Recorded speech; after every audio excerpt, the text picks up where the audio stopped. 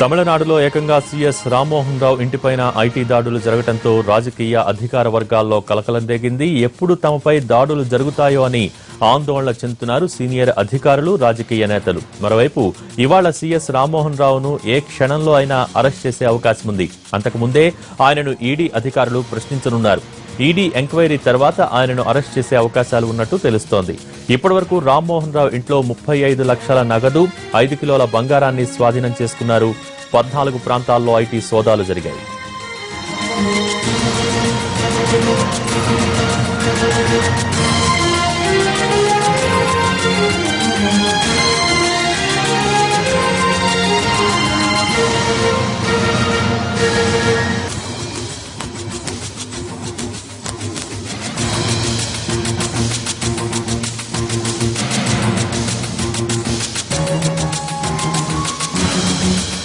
మరోవైపు మంత్రి ఎడప్పాడి పళనిస్వామి బంధువుల ఇళ్లపై దాడులు జరుగుతున్నాయి.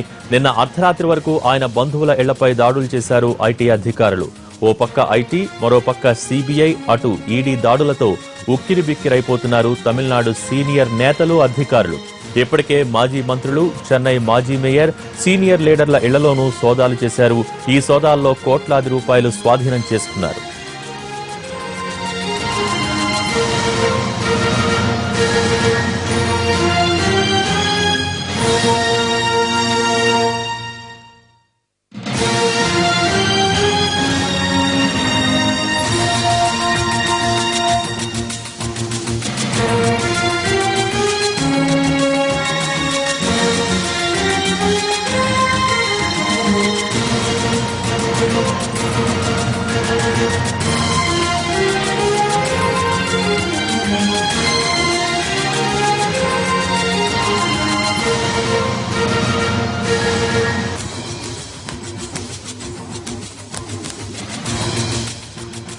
తమిళనాడులో ఏకంగా సీఎస్ రామ్మోహన్ రావు ఇంటిపైన ఐటీ దాడులు జరగడంతో రాజకీయ అధికార వర్గాల్లో కలకలం రేగింది.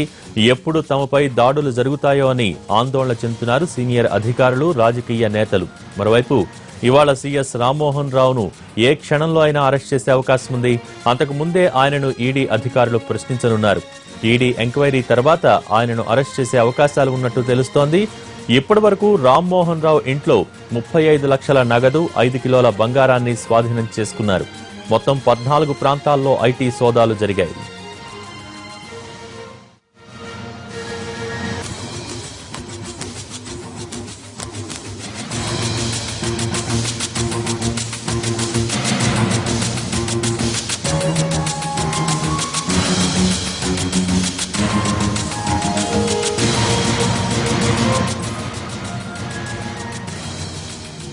మరోవైపు మంత్రి ఎడప్పాడి పళనిస్వామి బంధువుల ఇళ్లపై దాడులు జరుగుతున్నాయి.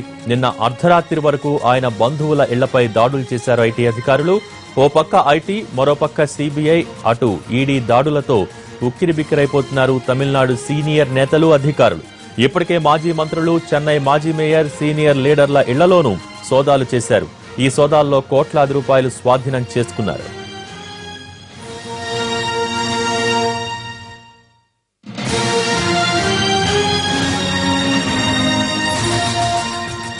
తమిళనాడులో ఐటీ దాడులు కలకలం రేపుతున్నాయి. సీనియర్ మంత్రులు, బ్యూరోక్రాట్స్ లో గుబులు రేపుతున్నాయి. తాజాగా ట్రెజరీ సెక్రటరీ నటరాజన్ ఇంట్లోనూ తనిఖీలు జరిగాయి. దీనికి సంబంధించి మరింత సమాచారం మా ప్రతినిధి దినకర్ అందిస్తారు. దినకర్, అర్ధరాత్రి మంత్రి పళనిస్వామి బంధువుల ఇళ్లలోనూ తనిఖీలు జరిగినట్టుగా తెలుస్తోంది.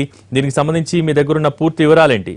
వరకు అధికారుల ఇళ్లలోనూ అలాగే చీఫ్ సెక్రటరీ ఇంట్లో కూడా దాడులు జరిగాయి. అందులో భాగంగానే మళ్ళా వాటిని కొనసాగిస్తూ కూడా ఐటీ అధికారులు ఈ రోజు ఉదయం కూడా దాడులు చేయడం ప్రారంభించారు. తనిఖీల్లో భారీగా నగదుతో పాటు గోల్డ్ కూడా సీజ్ చేయడం జరిగింది. ఇప్పుడే జస్ట్ ఒక 10 నిమిషాల కిందట కూడా తమిళనాడు ట్రెజరీ సెక్రటరీ ఎవరైతే నాగరాజన్ ఉన్నాడో ఆయన దగ్గర కూడా, ఆయన ఇంటిపైన కూడా ఐటీకి సంబంధించిన అధికారులు దాదాపు ఒక 10 మంది పైగా దాడి చేసి దాదాపు 1.5 కోటి రూపాయల క్యాష్తో పాటు 6 కేజీల గోల్డ్ని సీజ్ చేయడం జరిగింది. సో ఇలా తమిళనాడు వ్యాప్తంగా గత 2 నెలలుగా కొనసాగుతున్నటువంటి ఐటీ దాడులకు ఇది కొనసాగింపు అనుకోవచ్చు. అయితే నిన్న జరిగినటువంటి పరిణామాలు ఏవైతే ఉన్నాయో, చీఫ్ సెక్రటరీ రామ్మోహన్ రావు ఉన్నాడు, ఆయన ఇంటి దగ్గర నిన్న అర్ధరాత్రి వరకు సోదాలు కొనసాగాయి. దాదాపు ఆయన ఇంటి దగ్గర నిన్న ఉదయం 5:30 గంటల నుంచి రాత్రి 11 గంటల వరకు సోదాలు జరిగాయి. ఇక తమిళనాడులో కీలకమైనటువంటి మంత్రుల ఇళ్లకు సంబంధించి కానీ, మంత్రులకు సంబంధించినటువంటి అనుచరులు ఎవరైతే ఉన్నారో వాళ్ళ ఇళ్లలో కూడా ఐటీ దాడులు ఇంకా కొనసాగుతున్నాయని చెప్పొచ్చు. నిన్న రాత్రి సేలంలో తమిళనాడుకు సంబంధించినటువంటి మంత్రి ఎవరైతే ఎడప్పాడి పళనిస్వామి ఉన్నాడో ఆయన కీలక అనుచరుడైనటువంటి ఆయన ఇంటిలో కూడా కోఆపరేటివ్ బ్యాంక్ ఏదైతే ఉందో దాంట్లో కూడా అర్ధరాత్రి వరకు సోదాలు జరిగి దాదాపు చాలా మొత్తంలో క్యాష్ని సీజ్ చేయడం జరిగింది. దాంతోపాటు ఇక గత నెల రోజులుగా జరుగుతున్నటువంటి దాడుల్లో ఇప్పటికే చెన్నైలో అన్నాడీఎంకే పార్టీకి చెందినటువంటి ఒక మాజీ మేయరు అలాగే ఆయనతో పాటు ఒక మాజీ మంత్రితో పాటు ఒక సీనియర్ నేత అన్బునాథన్ అనే అతని ఇంట్లో కూడా దాడులు చేసి కోట్లాది రూపాయల డబ్బుని క్యాష్ సీజ్ చేయడం జరిగింది. ఇక ఈ ఐటీ సోదాలు కొనసాగుతున్నాయి, తనిఖీలు కూడా కొనసాగుతున్నటువంటి పరిస్థితుల్లో మాత్రం ఇంకా తమిళనాడులో ఈ రోజు మొత్తం భారీగా డెవలప్మెంట్ జరిగే అవకాశం ఉన్నాయని చెప్పొచ్చు. చెన్నైలో కూడా తమిళనాడు చీఫ్ సెక్రటరీ హోదాలో ఉన్నటువంటి రామ్మోహన్ రావుని ఈడీ ఎన్ఫోర్స్మెంట్ డైరెక్టరేట్ అధికారులు ఏ క్షణమైనా కానీ విచారించే అవకాశం ఉంది. దాంతోపాటు విచారణలో ముగిసిన తర్వాత ఆయన్ని అదుపులోకి తీసుకొని ఆ తర్వాత ఆయన్ని సిబిఐ కోర్టులో హాజరుపరిచిన తర్వాత కూడా ఆయన్ని అరెస్ట్ చేసే అవకాశం ఉందని కూడా మనకు ఉన్నటువంటి సమాచారం. ఇక ఆయన కొడుకు ఇంట్లో దొరికినటువంటి కీలకమైన డాక్యుమెంట్లు అలాగే దాదాపు 40 కీలక డాక్యుమెంట్లని కనుగొనడం జరిగింది. ఆ 40 కీలక డాక్యుమెంట్లలో కూడా శేఖర్ రెడ్డితో పాటు అలాగే రామ్మోహన్ రావుకు ఉన్నటువంటి మధ్య ఉన్న అనుబంధం ఏదైతే ఉందో అది డాక్యుమెంట్ల రూపంలోనూ అలాగే బిజినెస్ రూపంలో ఉన్నదని చెప్పి కూడా అధికారులు గుర్తించారు. 30 లక్షల క్యాష్తో పాటు 5 కేజీల గోల్డ్ను సీజ్ చేసినటువంటి అధికారులు రామ్మోహన్ రావు ఇంటికి సంబంధించినటువంటి ప్రాంతాల్లో 13 ప్రాంతాల్లో ఏవైతే సోదాలు చేశారో ఆయన బంధువులతో పాటు కొడుకు వివేక్ ఇంట్లో కూడా చాలా మొత్తాన్ని కూడా రిసీవ్ చేసుకోవడం జరిగింది. సో ఓవరాల్గా దాడులు కొనసాగుతున్నటువంటి పరిస్థితి నెలకొంది. అయితే అన్నాడీఎంకే నేతలతో పాటు కీలకంగా ఉన్నటువంటి మంత్రుల ఇళ్లలో కూడా సోదాలు జరిగే అవకాశం ఉందని చెప్పి వార్తలు వస్తున్నాయి. ఇక ఏ క్షణమైనా కానీ తమిళనాడు విజిలెన్స్ కమిషనర్ అలాగే ఉన్నటువంటి ఆయన ఇంటిలో కూడా దాడులు జరుగుతాయని చెప్పి కూడా ఒక చర్చ ఇక్కడ నడవడం జరుగుతుంది. అయితే ఈరోజు ఉదయంతో పాటు నిన్న రాత్రి వరకు జరిగినటువంటి దాడుల్లో మొత్తం కీలకమైన క్యాష్ కానీ డాక్యుమెంట్స్ కానీ క్యాష్ కానీ గోల్డ్ కానీ తక్కువ ఉన్న మొత్తంలో దొరికినా కానీ విలువైన డాక్యుమెంట్లు దొరికాయి. దీంట్లో అన్నాడీఎంకే మంత్రులకు సంబంధించి కూడా కీలకమైనటువంటి ఆధారాలు ఉన్నాయి. ఒకవైపు రాజకీయ దాడులుగా కొనసాగుతున్నటువంటి ఏవైతే ఈ ఐటీ దాడులు ఉన్నాయో కూడా వాటి పట్ల అన్నాడీఎంకేలో గుబులు నెలకొంది. అలాగే ఆందోళనకరంగా ఉన్నారు. సీనియర్ బ్యూరోక్రాట్స్ ఎవరైతే ఉన్నారో దాదాపు వీళ్ళంతా కూడా చాలా ఆందోళనకర టెన్షన్లో ఉన్నటువంటి పరిస్థితి తమిళనాడులో కనిపిస్తుంది.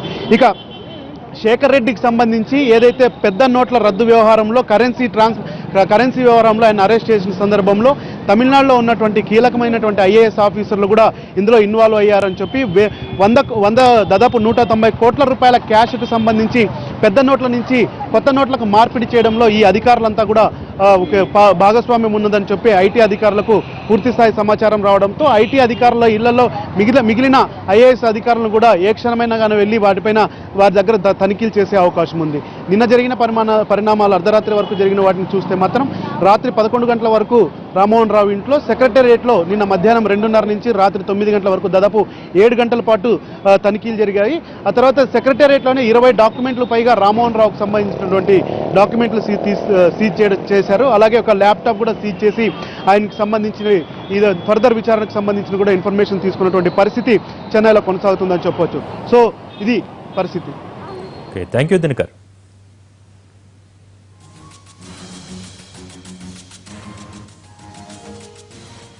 తమిళనాడు సీఎస్ రామ్మోహన్ రావు వియంకుడు బద్రీనారాయణ ఇంట్లో తనిఖీలు కొనసాగుతున్నాయి. నిన్న తెల్లవారుజాము నుంచి ఇవాళ తెల్లవారుజాము వరకు ఐటీ అధికారులు సోదాలు చేశారు. సోదాల్లో ఎంత స్వాధీనం చేసుకుంది ఇప్పటి వరకు వెల్లడించలేదు ఐటీ అధికారులు. దీనికి సంబంధించి పూర్తి వివరాలు చిత్తూరు నుంచి మా ప్రతినిధి దామోదర్ అందిస్తారు. దామోదర్, చెప్పండి.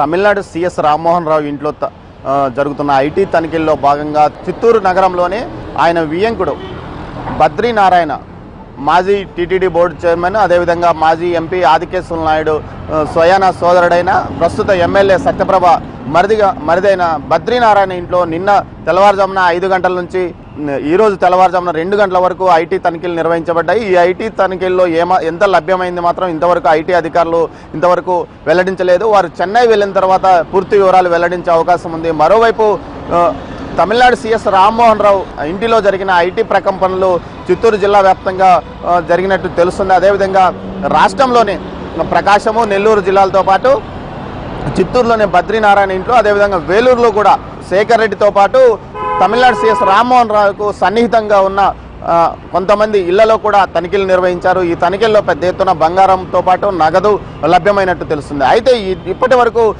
అధికారులు మాత్రం పూర్తి స్థాయిలో వెల్లడించలేదు. శేఖర్ రెడ్డితో బద్రీనారాయణ వియంకుడు తమిళనాడు సీఎస్ రామ్మోహన్ రావు, తమిళనాడు సీఎస్ రామ్మోహన్ రావు కుమారుడు వివేక్కు బద్రీనారాయణ కుమార్తెను ఇచ్చారు. వివేక్తో శేఖర్ రెడ్డికి వ్యాపార సంబంధాలు ఉన్నట్లు ఒక డాక్యుమెంట్ల ద్వారా కనుక్కున్న ఐటీ అధికారులు వెంటనే బద్రీనారాయణ ఇంటిపై దాడి నిర్వహించినట్టు తెలుస్తుంది. అయితే చెన్నైలోని వివేక్ ఇంట్లో జరిగిన తనిఖీల్లో 10 కేజీల బంగారంతో పాటు 5 కోట్ల నగదు కూడా, లెక్కల్లోనే 5 కోట్ల నగదు కూడా లభ్యమైనట్టు తెలుస్తుంది.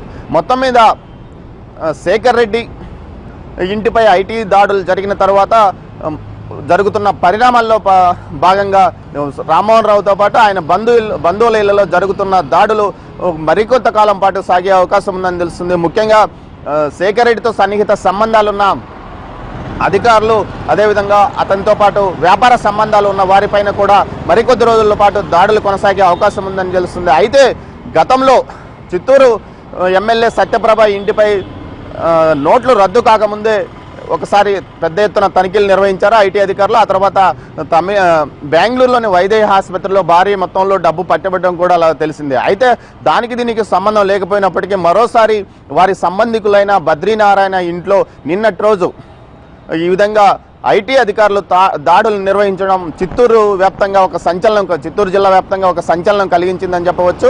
ఈ రోజు తెల్లవారుజామున 2 గంటల సమయంలో తిరిగి చెన్నై వెళ్ళిపోయారు. అయితే అంతకుముందు నిన్న సాయంత్రం వేయింగ్ మిషన్ను లోపలికి తీసుకెళ్లి ఒక అరగంట పాటు లోపల ఉంచి మరీ తీసుకెళ్లారు. అయితే అక్కడ బంగారం ఏమైనా లభ్యమైందా అన్న వివరాలు కూడా బయటికి వెల్లడించడం లేదు. కానీ బద్రీనారాయణ అంశాలు చెప్తున్నదంటే ఇల్లు కన్స్ట్రక్షన్లో ఉండడం వల్ల కింద అల్యూమినియం రేకులను తూయడానికి మాత్రమే తామే వేయింగ్ మిషన్ తీసుకెళ్లినట్లు వారు చెప్తున్నప్పటికీ అది పూర్తిగా నిర్ధారణ కాలేదు. అయితే వేయింగ్ మిషన్ తీసుకువెళ్లిన వారు ఐటీకి సంబంధించిన వారు కావడంతో ఆ విషయాలు పూర్తిగా ఇది ఐటీకి సంబంధించిన వ్యవహారమే ఉంటుందని భావించవచ్చు. మొత్తం మీద నిన్న జరిగిన ఐటీ తనిఖీల్లో ఎంత మొత్తం లభ్యమైనది ఇంతవరకు తెలియరాలేదు. తమిళనాడు సీఎస్ రామ్మోహన్ రావుకు శేఖర్ రెడ్డి మధ్య 1000 కోట్లకు పైగా లావాదేవీలు జరిగినట్లు ఒక వార్తా ప్రచారం జరుగుతుంది. అది పూర్తి స్థాయిలో ఎంతవరకు నిజమనే విషయం మరికొద్ది రోజుల్లో తెలిసే అవకాశం ఉంది. ముఖ్యంగా నిన్న శేఖర్ రెడ్డిని అరెస్ట్ చేసిన సిబిఐ అధికారులు వెంటనే సిబిఐ కోర్టులో ప్రవేశపెట్టారు. అతనికి 3వ తేదీ వరకు కోర్టు రిమాండ్ విధించింది. 23వ తేదీ బెయిల్కి అప్లై చేసుకునే అవకాశం ఉందని తెలుస్తుంది. ముఖ్యంగా తమ ఆరోగ్యం బాగులేదని వారు ఇప్పటికే ఒక పిటిషన్ దాఖలు కూడా చేసినట్టు తెలుస్తుంది. అయితే శేఖర్ రెడ్డిని పూర్తి స్థాయిలో తమ కస్టడీకి ఇవ్వాలంటూ సిబిఐ ఈరోజు సిబిఐ కోర్టులో ఒక పిటిషన్ దాఖలు చేయనుంది. దాని తర్వాత అతనికి కస్టడీ ఎన్ని రోజులు ఉంటుందన్న విషయం బట్టి ఆ కస్టడీలో అతను వెలువరించిన విషయాల మీద మరోసారి ఐటీ కానీ ఈడీ కానీ అదేవిధంగా సిబిఐ కూడా తనిఖీలు నిర్వహించే అవకాశం ఉంది. మొత్తం మీద శేఖర్ రెడ్డి టీటీడీ మాజీ బోర్డు సభ్యుడైన ఇంటిపైన దాడులు, ఆ తర్వాత అరెస్టు, ఈ వ్యవహారం చాలా మంది మెడకు ఒక పాములాగా చుట్టుకునే అవకాశం ఉందని భావిస్తున్నారు. తమిళనాడు, ఏపీకి చెందిన 17 మంది అధికారులు ఈ వ్యవహారంలో అతనికి అనుబంధంగా అతనితో వ్యాపారాలు కలిసి చేసినట్లు కూడా ఒక ప్రచారం జరుగుతుంది. ఇది పూర్తి స్థాయిలో ఎంతవరకు నిజమో తెలియదు. కానీ మొత్తం మీద వ్యవహారము అటు తమిళనాడుతో పాటు ఇటు చిత్తూరు జిల్లాలో ఒక సంచలనమైన వార్తగా మిగిలిపోయింది. అయితే పూర్తి విషయాలు ఈరోజు ఐటీ అధికారులు వెల్లడించే దానిపైన బట్టి ఉంటుందని తెలుసు.